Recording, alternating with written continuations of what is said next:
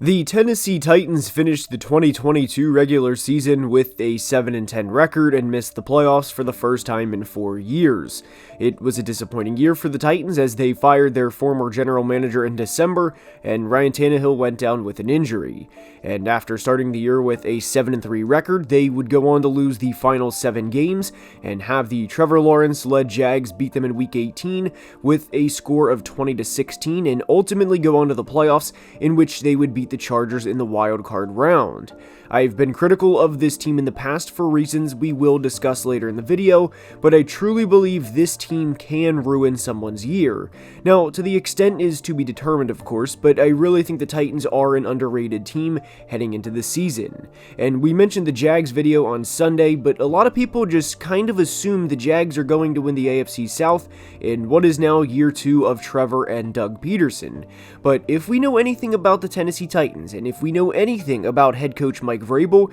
it's that they are never out of it. And hell, they could ruin the Jag season for all we know. But the Titans are an underrated team heading into the year, and I think Vrabel likes everyone counting them out, because there's going to be a lot of bulletin board material for this team all year long. But how exactly can they ruin someone's season? Well, we're going to discuss that in today's video. Now let's begin.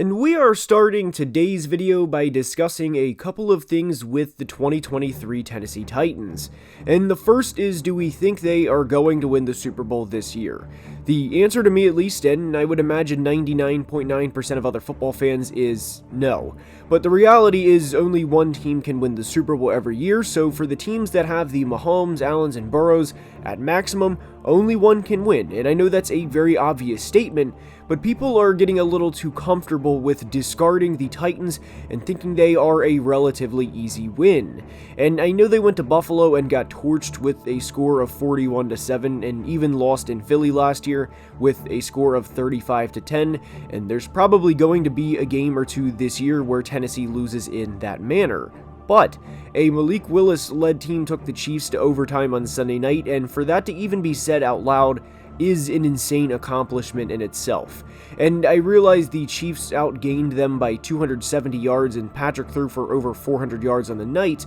but the Titans are an epitome of a team that's going to stick around and get tossed around in the ring and come up standing and wanting more in the fight. And the way Mike Vrabel led teams rally around him and the way his guys really play for him remind me a ton of the AFC version of Dan Campbell's Lions, or if Titans fans would prefer, the less media headline grabbing team, because as we know, Dan will bite a kneecap and everything else you hear from them.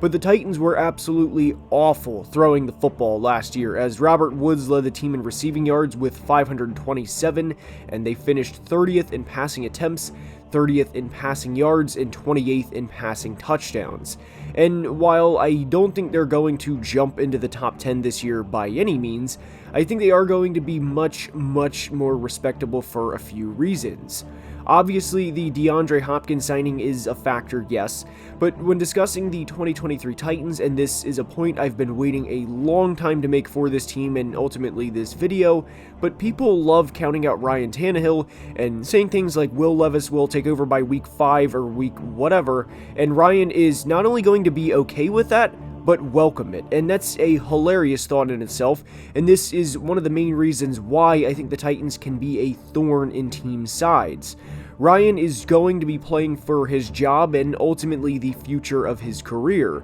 because if he comes out against New Orleans in week 1 and the Chargers in week 2 and throws a few picks in each game and does not get a chance for the rest of the season, well, he's pretty much earned a career backup job title from here on out. And we often hear the term contract year and how guys step up in contract years, because if they step up, then they're going to receive a very large contract the next offseason. But this, in a lot of ways for Ryan, is a contract year on steroids. If Tannehill steps up, then Tennessee will probably roll with him in 2024 on a new deal, because if he can be the guy, then the Will Levis pick is irrelevant in this decision because they have their quarterback for another year. And for Levis's sake, they still have him under contract for another 3 years. And while I was not the biggest fan of the Treylon Burks selection at the time, I think Treylon is a much better player than the stat sheet shows from his rookie year, as he had just 444 receiving yards in 2022.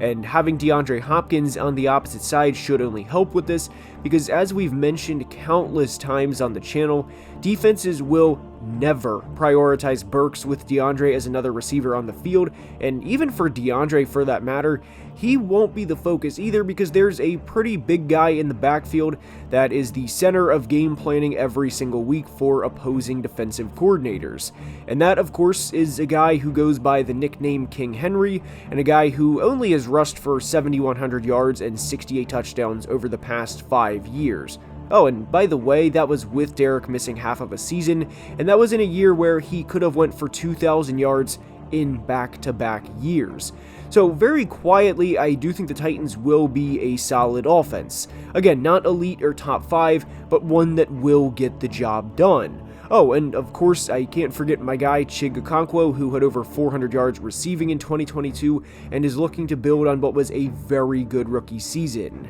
Now, one part of the Titans offense I am concerned about entering the year is the left tackle position. They released Taylor Lewan this offseason, who tore his ACL twice in the past 3 years, and because he tore his ACL in just week 2 of last year, they had a backup left tackle for the rest of the year in Dennis Daly. Daly was, well, bad, as he allowed 52 pressures and 12 sacks in 508 pass blocking snaps. So this offseason, they went out and signed former Eagle Andre Dillard to start at left tackle, and since being a first-round pick back in 2019, Dillard has played just 714 total snaps, not per year, but total. So for the glass half full crowd, maybe a change of scenery will unlock the potential for Dillard as to why he was a first-round pick back in 2019 when he came out of Washington State, but for the glass half empty crowd, he's not that good, and this is kind of like putting a very small band-aid on a very big wound, meaning he can be better than Dennis Daly was last year, but don't expect anywhere close to what Lewan was for several years for this franchise, and also meaning they could be selecting a left tackle with their first round pick next April. But if the Titans can get around the left tackle position, I honestly think their offense is underrated, and I do think guard Peter Skoronski will be a multiple-time Pro Bowler, and thought that was a very good draft pick for them. And defensively, this is where the Titans can be a pain in the rear end, as they are getting back Harold Landry from injury this year, and for anyone who may not know, he unfortunately tore his ACL in August of 2022, just 5 months after signing a 5-year, $87 million contract, and if there's anyone that wants to get back out there and get after the quarterback, well, it's Harold. And in 2021, the trio of Landry, Jeffrey Simmons, and Denico Autry all had 60-plus pressures, which for 3 guys to have 60-plus pressures on a team in any season is downright insane, and some would even say it's unheralded. And obviously with those guys all being out there at the same time, it makes guys' jobs on the back end a lot easier, because they simply do not have to cover as long, knowing those guys are going to get to the quarterback. And in 2021, the Titans finished 6th in points allowed per game, while in 2022 they finished 14th in points allowed per game, but a big difference between those years was how bad the offense was at times last year, because they simply could not throw the football. And for reference, they had a 2-game span last year where they threw for 97 yards in 2 games, and that was against the Texans and Chiefs. And because the Titans couldn't throw the ball last year when Tannehill went down, teams could load the box and sell out to stop the run. Granted, the Titans would still rack up yards because that was in some ways the only way they could move the football, but they finished 23rd in time of possession last year offensively compared to 4th in 2021, and saving the defense time on the field makes a tremendous difference over the course of a 17-game season. And by being able to keep opposing defenses honest this year with both the run and the pass, it's going to pay huge dividends in the long run for guys like Autry, Simmons, and Landry when they need them most in the fourth quarter. starter. And when you take a look at the Titans' schedule this year, it's pretty favorable all things considered, and there's not many games you think they are out of immediately. Yes, you can circle some losses here in games that do not favor the Titans, like the Bengals game for example, or when they travel to Miami for example, as matching up against that speed is tough for anybody, but none of these games are truly that bad. And they play the AFC North this year, and they luck out because they play the Bengals and Ravens at home, and if you're playing those two teams, well, it's pretty simple. You would want to play them at home much rather than go to Cincy or go to the bank in Baltimore. Now, I do have my concerns with the Titans over these first 6 weeks. I know I just said the schedule isn't bad, but the first 6 games to me are the toughest, and I truly think if, and granted this is a big if,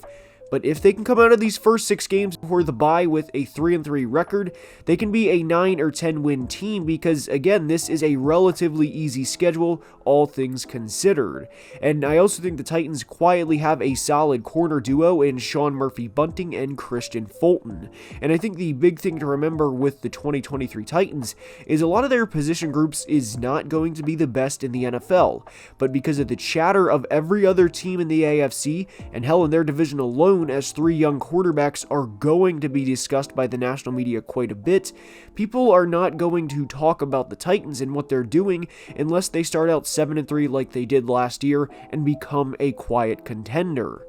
Corner Christian Fulton is also in a contract year, and if he hits free agency next year, he will be a young free agent because he was drafted at just 21 years old. So there is every incentive for Fulton to have a career year this year and to get a contract that will pay him well north of $10 million per year next year. And that is, of course, if he balls out and has a good 2023 season. We've seen flashes from him over the years, like in 2022, for example, when he was targeted 11 times in a 2-game span against the Colts and Texans and allowed just 3 receptions for 13 yards. Granted, there's been some bad flashes too, but at just 25 years old and with a great pass rush in front of him to limit the time he's going to be guarding the opposing team's receivers, Fulton is in line for a breakout year. And I think an underrated aspect of the Titans secondary this year is going up against a guy like DeAndre Hopkins every day in practice, because iron sharpens iron, and it's a little different going up against Robert Woods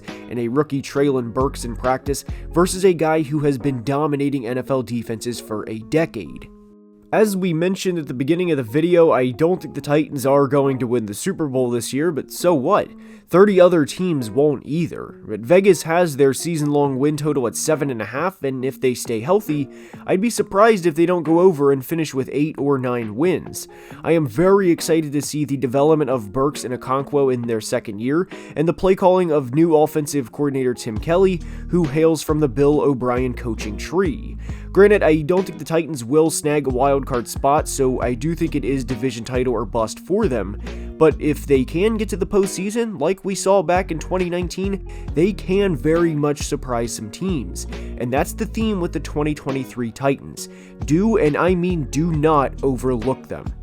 The Team MVP, breakout players, ceiling, and floor are on the screen, and I hope you enjoyed, and if you did, please like the video and subscribe, as only about 23% of people watching are subscribed, and it makes a massive difference. There is a prop for Patrick Mahomes to throw for a single yard, 1 yard against the Lions in Week 1 on Underdog Fantasy, and you get a free $100 deposit match using the link in the description. The Titans props are, of course, on there, so if you want to place a little wager on King Henry rushing for a touchdown in Week 1 and pairing it with the Mahomes prop, well, now you can. So check that out, free $100 deposit match in Underdog Fantasy, and I hope you guys enjoyed, and until the next team preview, please be safe and have a great day. Love you guys.